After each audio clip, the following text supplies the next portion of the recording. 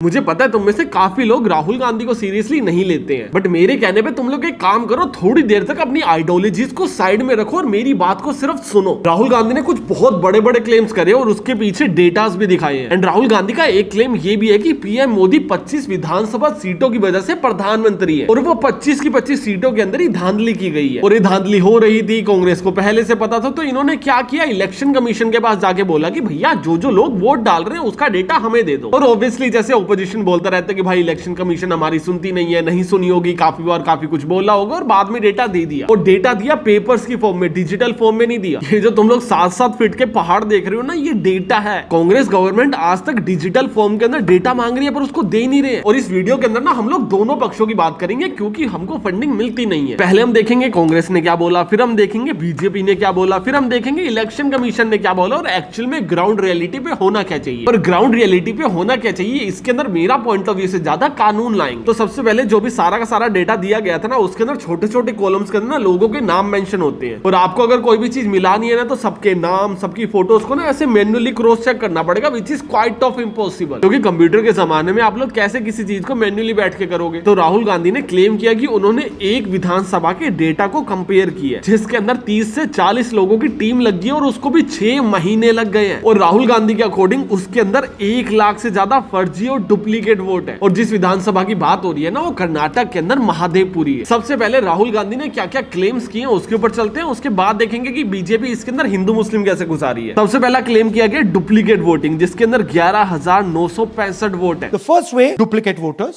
one voter appearing multiple times on the voter list. Rahul Gandhi ने claim किया कि एक ही बंदे के पास एक से ज्यादा 2, 3 या 4 वोटिंग है। और ऐसा नहीं है कि उसके पास सिर्फ एक विधानसभा के अंदर डुप्लीकेट वोट है, वो महाराष्ट्र के अंदर भी वोट कर रहा है, वो यूपी के अंदर भी वोट कर रहा है। और एग्जैक्ट ये डेटा राहुल गांधी ने दिखाया भी है। He votes in booth number 458, same person.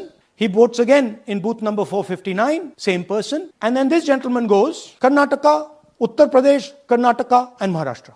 Second, Rahul Gandhi ने क्लेम किया फेक एंड इनवैलिड एड्रेस, जिसके अंदर 40,009 वोट है। मतलब 40,009 लोगों को एड्रेस 0 है। Fake addresses, house number 0. There are thousands and thousands of these people. No address, house number 0. House number 0, house number 0. जब आप लोग अपना वोटर कार्ड देखते हैं तो उसके ऊपर ना परमानेंट एड्रेस लिखा होता है। और वो जो एड्रेस होता है ना, वो सिर्फ और सिर्फ वोटिंग के लिए वैलिड नहीं होता, वो एज एन इंडिविजुअल आपका एड्रेस प्रूफ होता है। अगर मैं कहीं पे भी डॉक्यूमेंट्स को सबमिट करवा रहा हूँ और मेरे से कहीं भी जगह पे एड्रेस प्रूफ मांगा जाता है, तो आधे से ज्यादा जगहों पे आधार कार्ड वैलिड ही नहीं होता। So even you have to provide the PAN card, driving licence और योर पासपोर्ट। ये 3 डॉक्यूमेंट्स होते हैं जिसको आप लोग एड्रेस प्रूफ मानते हो। और इसके अंदर से एक ऐसा डॉक्यूमेंट है जिसके अंदर एड्रेस की जगह 0000 लिख रखा है। और राहुल गांधी ने एक और चीज दिखाई कि कुछ लोगों के फादर्स नेम में कुछ भी लिख रखा है। मतलब जिस भी आदमी ने वो वोट बनाया है ना, उसने कंप्यूटर पे ऐसे कीबोर्ड चला दिया, कुछ भी वर्ड लिखे गए, JJKPPPLLL ऐसा कुछ भी लिखा हुआ है। ILSDHFHUG। थोड़े और फादर्स नेम दिखाओ, ये बड़े इंटरेस्टिंग नाम है इनके। DFOIGOIDF father's name. और ऐसे वोटों का जो टोटल कैलकुलेशन दैट इज 40,000। जो तीसरा क्लेम किया गया वो किया गया bulk vote on single address. मतलब एक ही एड्रेस के ऊपर 50-50 लोगों के नाम है, एक ही एड्रेस के ऊपर, एक ही कमरे के एड्रेस के ऊपर 50-50 लोगों के वोट रजिस्टर्ड है। 80 voters live in this house. We sent people to check. They got beaten up. These 80 people live in this house. It's a single story, single room house. और राहुल गांधी ये क्लेम कर रहे हैं कि जब इन्होंने वहां पे जाके देखा तो वहां पे कोई दिखाई नहीं। आसपास वाले लोगों से पूछा तो उन 50 में से कोई भी वहां रहता ही नहीं है। Booth number 366, 46 voters, all from different families, living in a single bedroom house. And when we go there, they don't exist. No sign of their existence. चौथा क्लेम जो किया गया था वो किया गया था इनवैलिड फोटोज का। 4132 ऐसे वोटर है जिसके ऊपर कोई फोटो ही नहीं लगाई गई है। और अगर फोटो लगाई गई है तो उसको इतना जूम आउट करके ना छोटा सा कर दिया गया कि सामने वाला पहचान में ना आए। There are 4,000 voters. Show the photos. These are the photos. Either no photo or a photo that is so small that. अभी अगर 5-6 के ऊपर ऐसा होता तो समझ आता, 10-12 पे होता तो समझ आता, पर 4132 के अंदर जहां तक मुझे समझ आ रहा है इसको एरर तो नहीं बोल सकते अगर ये नंबर सही है तो। एंड जो लास्ट क्लेम किया गया दैट इज फॉर्म 6। फॉर्म 6 एक कंडीशन होती है जिसके अंदर कोई भी आदमी ना फर्स्ट टाइम वोट करता है। फॉर एन एग्जांपल, मैं अभी 18 साल का हूँ और इलेक्शन आ गए तो मैं कैसे जाके वोट करूंगा? तो मेरा वोटर कार्ड बनने से पहले मेरा फॉर्म 6 बनाया जाएगा जिसके अंदर मैं पहली बार वोट करूंगा। तो जिनका भी फॉर्म 6 बन बना होता है ना, उनकी जो एज होती है वो 18, 19, 20 और 21 या 22 तक भी होती है एटमेट। 22 तक कैसे हो जाती है कि मान लो मैं 18 साल का हुआ ही नहीं, अगले महीने होने वाला हूँ और इस महीने इलेक्शन हो गए, तो जब अगले इलेक्शन होंगे तो 5 साल का डिले आ जाएगा, तो मुझे 5 साल तक वोटर कार्ड बनाने के लिए वेट करना होगा। ऑल्दो मैं पहले भी बनवा सकता हूँ, पर वो उसी टाइम पे बनता होता है क्योंकि फ्रीक्वेंटली और इजीली बन जाता है, तो लोग लेट बनवाते हैं, तो लोग 5-5 साल वेट करते हैं, तो उनकी एज 22 या 21 तक हो जाती है। बट राहुल गांधी ने क्लेम किया 33,692 ऐसे वोट है जो फॉर्म 6 का मिसयूज कर रहे हैं। दैट मींस ऐसे लोगों ने पहली बार वोट डाला है फॉर्म 6 का यूज करते हुए जिनकी एज 70 ईयर्स है। 70 साल की उम्र में कोई आदमी वोट बनवा रहा है। There's a lady called Shakun Rani,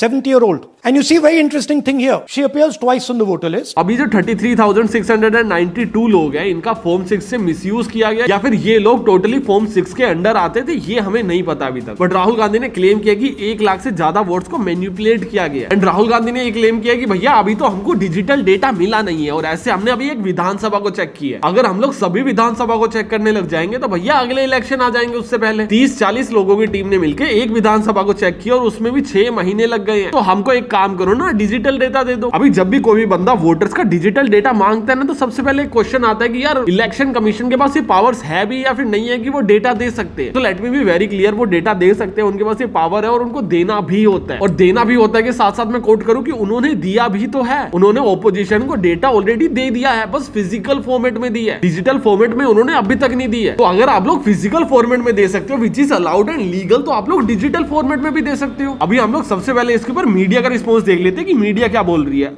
wait, media ने तो कवर ही नहीं किया यार। अच्छा, मेन स्ट्रीम मीडिया भूल गई होगी, उसको हटा देते हैं। हम लोग देखते हैं कि भैया बीजेपी वाले क्या क्लेम कर रहे हैं। देखो मैक्सिमम बीजेपी ने यही बोला है कि भैया ये फेक है, फालतू है, पप्पू है और उसका मजाक उड़ा दो। बट महादेवपुरी जिस विधानसभा की राहुल गांधी बात कर रहे थे ना, उन्होंने रिप्लाई किया। इनका नाम है पीसी मोहन और इन्होंने ट्वीट करके बोला है, दे सेड कि क्योंकि राहुल गांधी ने सारे के सारे क्लेम्स हमारे ऊपर लगाए हैं, that means mister Rahul Gandhi has insulted the people of Bengaluru Central, specially thousand of Hindus who voted for the BJP. After reading this tweet I will be like कि हाँ यार ये बीजेपी की साइड से ही हुआ है। अगर कोई कांग्रेस वाला होता तो वो जाति के ऊपर कर रहा होता ना। मतलब इंडिया की सबसे बड़ी ओपोजिशन आपके ऊपर एलिगेशन लगा रही है कि आप लोग इलेक्शन कमीशन के साथ मिलकर हमारे और देश के साथ फ्रॉड कर रहे हो, तो आप कह रहे हो आपने हिंदुओं के ऊपर सवाल कैसे उठाया। अरे हिंदू मुस्लिम इस कहानी के बीच में कैसे आया जनाब, आप हिंदुओं को ले कैसे आए।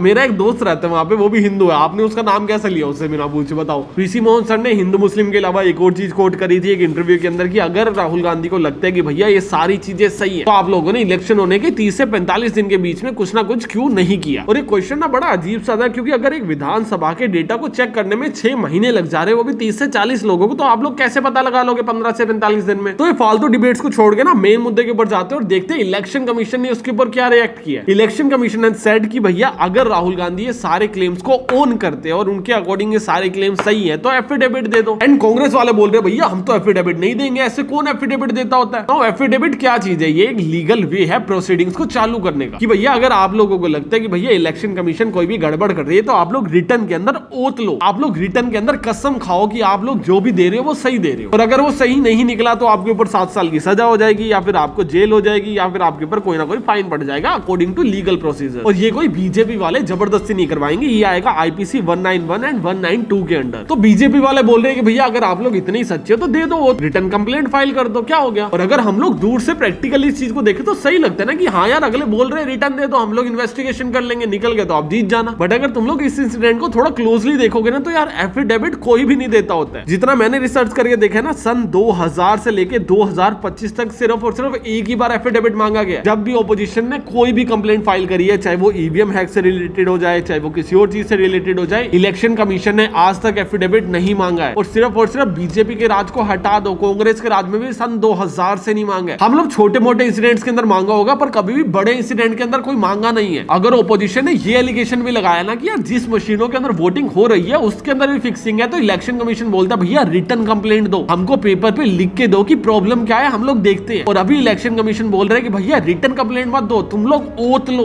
जो भी तुम लोग ओथ लोगे वो लीगली बाउंडेड होगा। अभी हम सबके अकॉर्डिंग तो भैया अगर आप लोग सही बोल रहे हो तो आपको ओथ ले लेनी चाहिए, पर ये ओथ ना लेने के ना दो रीजन हो सकते हैं जो भी मेरे अकॉर्डिंग है। देखो सबसे पहला रीजन ये है जो पब्लिक भी बोल रही है कि भैया इस चीज को ना प्रूव करना बहुत ज्यादा हार्ड है कि अगर सरकार उनकी, इलेक्शन कमीशन उनका डेटा को मैनिपुलेट किया जा सकता है और कल को राहुल गांधी के खिलाफ प्रोसीडिंग्स ली जा सकती है कि आपने जो भी क्लेम किया था थोड़ा बहुत सही था पर पूरा नहीं था, क्योंकि पूरे डेटा को मैनिपुलेट कर दिया गया या फिर केस को बहुत लंबा चला दिया गया। तो हो सकता है राहुल गांधी ओथ लेने के बाद खुद ही ट्रबल में पड़ जाए। एंड सेकंड रीजन इसका ये हो सकता है कि राहुल गांधी ने पब्लिकली प्रेस कॉन्फ्रेंस के अंदर कुछ वो डेटा शेयर की है एंड हम लोग मान भी सकते हैं कि शायद वो डेटा सही होगा, पर वो डेटा के अंदर कितने कितने नंबर ऑफ वोटर्स किस किस रीजन से गलत है, शायद वो डेटा गलत हो। क्योंकि अगर हम लोग बोल रहे हैं कि बीजेपी पार्टी गलत है क्योंकि वो एक पॉलिटिकल पार्टी है, तो भैया कांग्रेस भी तो एक पॉलिटिकल पार्टी ही है ना। ऐसा तो हो नहीं सकता इन्होंने जो 1 लाख से ज्यादा का नंबर दिया एग्जैक्ट नंबर सेम होगा। हो सकता है थोड़ा सा बढ़ा चढ़ा के बोला, और बहुत हाई चांसेस है कि इस नंबर को बढ़ा चढ़ा के हाईलाइट किया होगा जिससे नंबर ज्यादा लोगों के एड्रेस के अंदर है, बट दैट डजंट मीन कि घोटाला नहीं हुआ है। एंड अगर इलेक्शन कमीशन बीजेपी की साइड ले रहा है तो ये एक बहुत अच्छा तरीका है राहुल गांधी या फिर ओपोजिशन की पार्टी की आवाज को दबाने का। बट हम लोग ओपोजिशन का नहीं सुनते, हम लोग नॉर्मली मानते हैं कि भैया क्यों लेगा वो उसकी साइड। इलेक्शन कमीशन का पार्टी यही है कि भैया उसको इलेक्शन करवाने फेयर, ना ही वो बीजेपी की साइड होता है ना ही वो किसी और ओपोजिशन की साइड होता है। और इलेक्शन कमीशन बीजेपी को फेवर करता है, ये सिर्फ और सिर्फ ओपोजिशन का कहना है। तो हम लोग एक बार को मान लेते हैं कि भैया इलेक्शन कमिश्नर न्यूट्रल है, बट अगर इलेक्शन कमिश्नर न्यूट्रल है तो ओथ क्यों ली जा रही है, ओथ मांगी ही क्यों जा रही है। होना तो ये चाहिए कि आप लोगों को भी ओथ देनी चाहिए कि भैया जो भी इलेक्शंस करवाए गए हैं वो फेयर है। बट ये सारी चीजें हम लोग कानूनी रूप से बोल नहीं सकते क्योंकि इलेक्शन कमीशन कोई एक बॉडी नहीं है। बट ये स्टेटमेंट ना हम लोग पब्लिकली लीगली दे नहीं सकते क्योंकि इलेक्शन कमीशन एक बॉडी है, कोई इंडिविजुअल नहीं है। हम लोग इलेक्शन कमीशन से ओथ ले नहीं सकते, पर इलेक्शन कमीशन किसी से भी ओथ ले सकता है। बट एक सबसे बड़ा क्वेश्चन, क्या ओथ लेना कंपलसरी है? That is no. Election Commission has that power कि वो लोग किसी से भी ओथ दिलवा सकते हैं, और ये पावर इलेक्शन कमीशन को इसलिए दी गई कि भैया सारे लोग आके रैंडम कंप्लेंट देने लग जाएंगे ना तो भैया प्रॉब्लमेटिक हो जाएगा। करोड़ों की आबादी है, सब लोग आके बोलेंगे भैया इलेक्शन में स्कैम हुआ, तो भैया इलेक्शन कमीशन किस किस को जवाब दे। तो इलेक्शन कमीशन आगे बोलते कि भैया ओथ ले लो, इस चीज को कानूनन बना दो, हम लोग उसके ऊपर रिसर्च कर लेंगे और अगर आपके क्लेम गलत निकले तो आपके खिलाफ केस कर देंगे। और ये चीज सुनने में फेयर भी लगती है कि भैया हर दूसरा आदमी इलेक्शन कमीशन की उंगली करने लग जाएगा, हर किसी का पहले वोट कलेक्ट करो, उसके बाद काउंट करो, फिर रिजल्ट अनाउंस करो, फिर सबको प्रूफ देते बैठो कि भैया हमने सही किया है। देश की जनता तो कभी अग्री हो ही नहीं सकती है। तो इलेक्शन कमीशन के पास ये पावर होना गलत तो नहीं है, पर डोंट यू गाइस थिंक कि इसको गलत जगह पे यूज किया जा रहा है। अगर ये चीज मैं बोलता, आप बोलते या फिर कोई भी छोटा आदमी बोलता तो उसकी बात को बोला जाता कि चल यार ओथ दे दे, हम लोग तेरी बात को सीरियसली कंसीडर करेंगे। उसके बाद इंडिया की बिगेस्ट ओपोजिशन का सबसे बड़ा नेता ये चीज बोल रहा है कि भैया इलेक्शंस के अंदर स्कैम हुआ और सामने वाली पार्टी बोल रही है कि भैया ओथ ले लो। इलेक्शन कमीशन की ड्यूटी है फेयर इलेक्शन करवाने का। इतना बड़ा प्रूफ देने के बाद भी इलेक्शन कमीशन ने उसके ऊपर कोई एक्शन ही नहीं लिया। क्या ओथ के बिना भी प्रोसीडिंग्स चालू नहीं होनी चाहिए थी? ओथ दिलवाना और ना दिलवाना इज एन ऑप्शन जो इलेक्शन कमीशन के पास है। It is not a mandatory rule की प्रोसीडिंग्स अगर शुरू करनी है तो ओथ लेनी ही पड़ेगी। और इतने बड़े एलिगेशंस को क्लैरिफाई करना इलेक्शन कमीशन का काम है, क्योंकि हम लोग जहां पे जाके वोट डाल के आते हैं, अगर हमें ये लगेगा कि हमारे वोट की वैल्यू ही नहीं है तो इलेक्शन कमीशन कहां है? मैं मेरे घर से दूर रहता हूं और करीब करीब 250-300 किलोमीटर दूर रहता हूं। जब भी इलेक्शंस होते हैं मैं ट्रैवल करके जाता हूं वोट डालने। अगर वोटिंग की कोई वैल्यू नहीं है तो मैं इतना लंबा ट्रैवल करके क्यों जाऊं? क्या ये इलेक्शन कमीशन की ड्यूटी नहीं है कि भैया जो मैं इतनी दूर से वोट जाके डाल रहा हूं मुझे इस चीज का बिलीव दिलवाना कि भैया जो भी मेरा वोट डाला जा रहा है वो गिना जाएगा, वो वैलिड है, उसकी कोई वैल्यू है? क्या ये इलेक्शन कमीशन की ड्यूटी नहीं है? राहुल गांधी के कम फॉलोवर्स नहीं है, हम लोग मानते हैं, उसका मजाक उड़ा देते हैं, पप्पू बोल देते हैं, आलू डालो सोना निकालो, वो सारी चीजें चलती हैं। जो भी मीडिया का एजेंडा है तुम लोगों को पसंद है, आती है, मीम्स मजे आते हैं, हंसते हो, उसके ऊपर वो सारी चीजें डिफरेंट है। बट ये सारी चीजें होने के बाद भी राहुल गांधी आज भी इंडिया की one of the biggest opposition party के नेता हैं, एंड उनकी बात को ऐसे ही लेट इट गो कर देना is not equality. If we are not taking Rahul Gandhi seriously it's okay, but as an election commission body it is your duty to take action. आप लोग जनता नहीं हो, इलेक्शन कमीशन वोट करवा रही है, आप कर नहीं रहे हो। इलेक्शन कमीशन लोग नहीं है, it's a body. It is your duty कि आप लोगों को राहुल गांधी को सीरियसली लेना पड़ेगा क्योंकि वो one of the biggest opposition के नेता हैं। And after all this frustration I am not saying कि राहुल गांधी ने जो भी क्लेम किया वो सही है। मैं इतनी सी ही पॉलिटिक्स जानता हूँ, जितनी भी जानता हूँ मुझे पक्का पता है कि भैया क्लेम्स को बढ़ा चढ़ा के किया जाता है जिससे मार्केट के अंदर हवा बने। मैं कह रहा हूँ 1 लाख नहीं है, 10,000 होगा, 2,000 होगा, 1,000 होगा, जितना भी है